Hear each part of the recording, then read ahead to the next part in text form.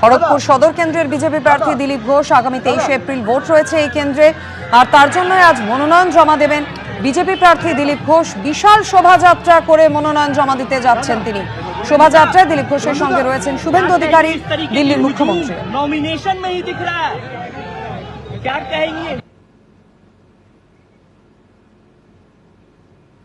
বিশ্বজিৎ দাস প্রতিনিধি আমাদের সঙ্গে এই মুহূর্তে টেলিফোন লাইনে রয়েছেন। বিশ্বজিৎ, যেটা বলছি খড়গপুর শহরে বিভিন্ন বিধানসভা কেন্দ্রের প্রার্থীরাও এসেছেন, তার সাথে সাথে এই নমিনেশনে এসেছেন দিল্লির সিএম রেখা গুপ্তা এবং বিরোধী দলনেতা শুভেন্দু অধিকারী। এসে একটি মিছিল করে এই খড়গপুরের গোলবাজার এলাকায় যে রাম মন্দির, সেই রাম মন্দিরে পুজো দিয়ে এবং এখান থেকে মিছিল করে নমিনেশন দিতে যাচ্ছেন। মাধুরী, বিশ্বজিৎ সঙ্গে থাকো তুমি আমাদের। বিশাল শোভাযাত্রা রোড শো করে খড়গপুর সদর কেন্দ্রের বিজেপি প্রার্থী দিলীপ ঘোষ যাচ্ছেন মনোনয়নপত্র জমা দিতে।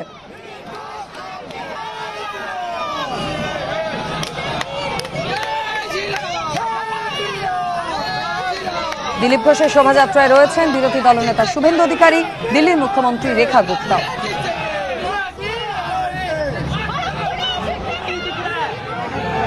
क्या कहेंगे? 23 এপ্রিল ভোট রয়েছে এই কেন্দ্রে, আর তার জন্য আজ মনোনয়নপত্র জমা দিতে যাবেন দিলীপ ঘোষ।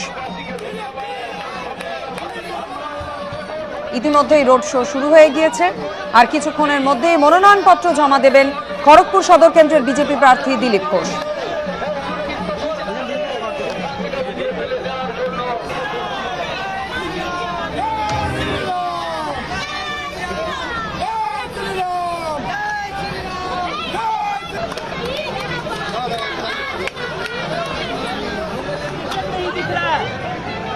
क्या कहेंगे? अभी तो आंधी है।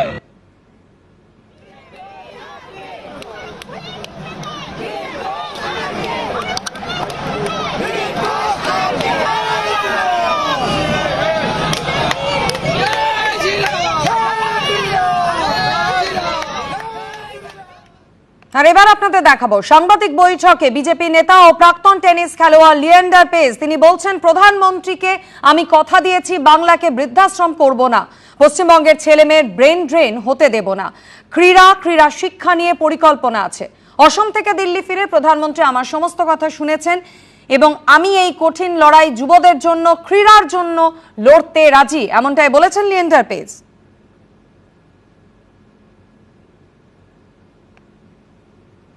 प्रधानमंत्री को मैंने पूरा पेन पॉइंट्स बताए कि मैं बंगाल को ओल्ड एज होम नहीं बनाना चाहता हूं, मैं बंगाल को और बंगाल यूथ को उसका जिंदगी बनना चाहता है। ये मेरा सपना है कि बंगाल का यूथ ब्रेन ड्रेन नहीं होए। स्पोर्ट्स और स्पोर्ट्स एजुकेशन के साथ बंगाल का इंडस्ट्री, बंगाल का इंफ्रास्ट्रक्चर, बंगाल का स्पोर्ट्स एजुकेशन, और इसके लिए मैं प्रधानमंत्री नरेंद्र मोदी जी को धन्यवाद कहना चाहता हूं कि वो मेरा बात सुना। जो मोदी जी ने मेरे को एक रिस्पॉन्सिबिलिटी दी है कि 2036 का ओलंपिक्स मैं मेहनत करना है, मुझे मेहनत करना है, टीम बना के ओलंपिक्स इस देश को लाने का ही है। मोदी जी का पास ओलंपिक्स आने का ही है। जो गुजरात का कॉमनवेल्थ गेम्स पे मेहनत करने का है, मैं मेहनत करूंगा। আর এই মুহূর্তে আমরা টেলিফোনে যোগাযোগ করে নিয়েছি তৃণমূল নেতা জয়প্রকাশ মজুমদারের সঙ্গে।